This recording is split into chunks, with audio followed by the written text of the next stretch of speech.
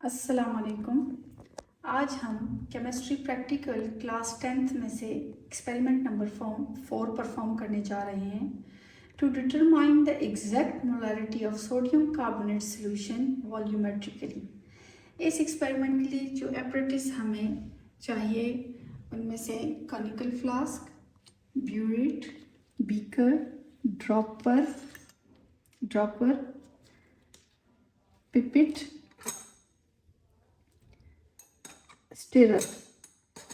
और जो केमिकल हमें रिक्वायर्ड है इस एक्सपेरिमेंट के लिए वो है सोडियम कार्बोनेट, सल्फ्यूरिक एसिड। सबसे और जो इंडिकेटर हमें चाहिए वो है मिथाइल ऑरेंज। ये हमारे पास सॉलिड फॉर्म में है, इसका सोल्यूशन बनाना है। डिस्टिल वाटर लेके 10 to 20 सेंटीमीटर क्यूब तक और उसको आप बीकर में डालें और इसमें से 0.23 तक क्रिस्टल्स जो हैं वो मिथाइल ऑरेंज के डिस्टिल वाटर में डाल के इस तरह सोल्यूशन बनाएं। जैसे आप सोल्यूशन बनाएंगे ऑरेंज कलर का आपके पास ये सोल्यूशन प्रिपेयर हो जाएगा एज अ इंडिकेटर जो हम इसमें यूज़ करेंगे। ये सोडियम कार्बोनेट को आपने पिपेट की मदद से कॉनिकल फ्लास्क में डालना है। 10 सेंटीमीटर क्यूब तक आपने लेना है।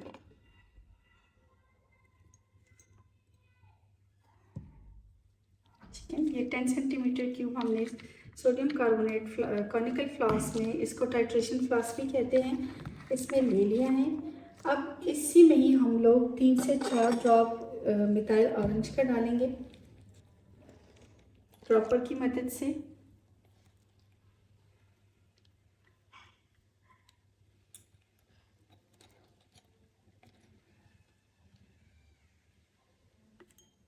और इसको शेक करेंगे। आप इसको शेक करेंगे, आपके पास ऑरेंज कलर का सॉल्यूशन आ जाएगा। अब यही सॉल्यूशन आपने इधर ब्यूरेट के नीचे रखना है।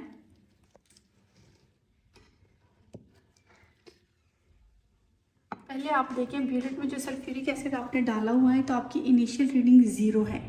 आपने नोट करना है कि मेरी इनिशियल रीडिंग जो है वो 0 है।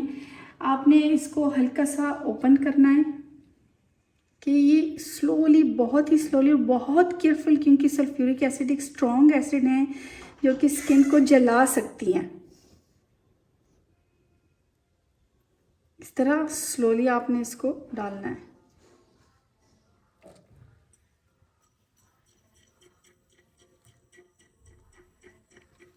देखिए आहिस्ता आहिस्ता ये काफ़ी आपको नज़र आएगा कि इससे गैस भी इवॉल्व हो रही है और ये कॉनिकल फ्लास्क काफ़ी वार्म हो गया है, क्योंकि ये सल्फ्यूरिक एसिड बहुत स्ट्रॉन्ग होता है और रिएक्शन इसका एक्सोथर्मिक है, यही वजह है। ये देखिए बिल्कुल 10 आप इसकी रीडिंग जैसी आ गई है, 10 पे ही इसका कलर जो है वो बिल्कुल लाइट पिंक सा हो गया है, ऑरेंज से चेंज होके पिंक तक आ गए हैं। आपने इधर ही जैसे कलर इसका पिंक हो जाए आपने उसी वक्त ही स्टॉप कर देना है और जो आपकी फाइनल रीडिंग है उसका आपने नोट करनी है। जैसे यहाँ पे मैंने नोट की तो ये 10 आ गई हैं। यही प्रोसेस आपने 3 दफ़ा रिपीट करना है। अगर आपके पास जो कलर है वो सेम यही पिंक आएगा और वो रीडिंग्स आप उसी तरीके से नोट करते जाएँ। जैसे अभी मैं आपको बताती जाऊँ, अब जब ये प्रोसेस हमने स्टार्ट किया था हमारे पास इनिशियल रीडिंग इसकी 0 थी और जो फाइनल रीडिंग मेरे पास आ गई और ये कलर देखें इस तरीके से पिंक हो गया, तो ये 10 सेंटीमीटर क्यूब पे इसका कलर ऑरेंज से चेंज होके पिंक हो गया है। तो अब देखिए फाइनल रीडिंग से आपने इनिशियल रीडिंग को माइनस करना होता है। ठीक है, जो आपके पास आंसर आएगा वो 10 सेंटीमीटर क्यूब ही आएगा। ठीक है, सेंटीमीटर क्यूब ये आएगा।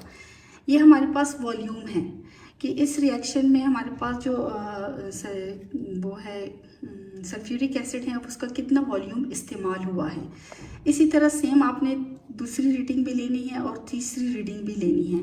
अब दूसरी रीडिंग में आपके पास फिर यहीं से आपने स्टार्ट लेना है कि दूसरी रीडिंग आपने 10 आपके इनिशियल रीडिंग होगी और आपने तब तक उसको ड्रॉप्स डालने हैं जब तक कि आपका कलर पिंक ना हो जाए। तो वो आपके पास एग्जैक्टली ही 20 ही आएगा, क्योंकि पहले रीडिंग में चूँकि 10 आया है तो फिर नेक्स्ट रीडिंग हमारे पास फाइनल जो है वो 20 होगी। आपने फाइनल रीडिंग से इनिशियल रीडिंग को माइनस करना है, तो ये भी आपके पास रिजल्ट 10 ही आएगा, यानी सेकेंड टाइम पे भी आपके पास वॉल्यूम जो है वो 10 सेंटीमीटर क्यूब ही आएगा। सेम यही प्रोसेस 3 दफ़ा तीसरी टाइम भी आपने करना है, ठीक है। तो उसमें आपके पास जो इनिशियल रीडिंग होगी वो 20 आएगी और जो फाइनल रीडिंग आएगी वो 30 आएगी। आपने फाइनल रीडिंग से इनिशियल रीडिंग को माइनस करना है, तो भी आपके पास आंसर जो वॉल्यूम आएगा सल्फ्यूरिक एसिड का वो 10 सेंटीमीटर क्यूब ही आएगा।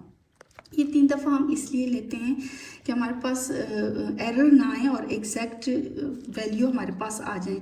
अगर आप इसका मीन निकालेंगे तो आप जो वैल्यू आपके पास वॉल्यूम आई है इनको प्लस करें 10 के साथ और डिवाइडेड बाय 3 करें, तो आपका मीन आंसर जो है वो भी 10 सेंटीमीटर क्यूब ही आएगा, ठीक है। ये हमने वॉल्यूम भी डिटरमाइन कर दिया सल्फ्यूरिक एसिड का। अब आप इस साइड पे जब अगर रिएक्शन हो रहा है सोडियम कार्बोनेट और सल्फ्यूरिक एसिड का, जैसे ये रिएक्शन आ जाए तो हमारे पास ये बन जाता है sodium sulphate carbon dioxide and H2O। अगर हम इनके नंबर ऑफ मोल्स चेक करें तो 1 मोल हमारे पास सोडियम कार्बोनेट का इस्तेमाल हुआ है और 1 मोल हमारे पास सल्फ्यूरिक एसिड का यूज़ हुआ है, ठीक है। इसमें हम लोगों ने मोलारिटी ऑफ सोडियम कार्बोनेट की हमने मोलारिटी चूँकि डिटरमाइन करनी होती है, तो सल्फ्यूरिक एसिड हमारे पास स्टैंडर्ड सोल्यूशन है, उसकी मोलारिटी पहले से ही हमें नॉन है। जो सल्फ्यूरिक एसिड है उसकी मोलारिटी हमारे पास जो है 0.1 है मोलर है। वॉल्यूम उसका हमने यहाँ पे डिटरमाइन कर दिया तो वो 10 है। नंबर ऑफ मोल जो इस रिएक्शन में या इस एक्सपेरिमेंट में यूज़ हुए हैं वो 1 है। अब सोडियम कार्बोनेट है उसकी मोलारिटी हमने मालूम करनी है, वॉल्यूम उसकी हमारे पास 10 है और नंबर ऑफ मोल्स भी उसका 1 ही है। अब मोलारिटी ऑफ सोडियम कार्बोनेट को मालूम करने के लिए जो फार्मूला हम यूज़ करते हैं वो है M1V1 divided by N1 is equal to M2V2 divided by N2।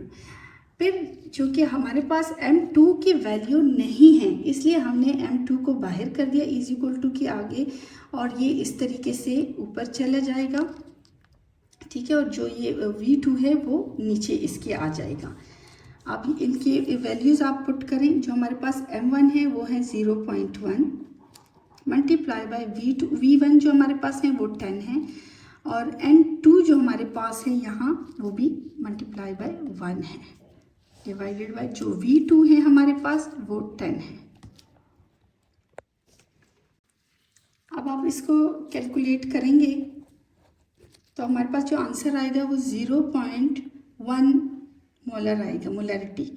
तो हमारे पास रिज़ल्ट क्या आया कि सोडियम कार्बोनेट की जो मोलारिटी है वो है 0.1 मोल। इस प्रोसेस को प्रोसीड करने के लिए और इस रिएक्शन को प्रोसीड करने के लिए हमारे पास सोडियम कार्बोनेट की मोलारिटी भी 0.1 है और ये मोलारिटी हमें सोडियम कार्बोनेट की प्योरिटी चेक करने के लिए मालूम करनी पड़ती हैं। Thank you so much. अल्लाह हाफिज़।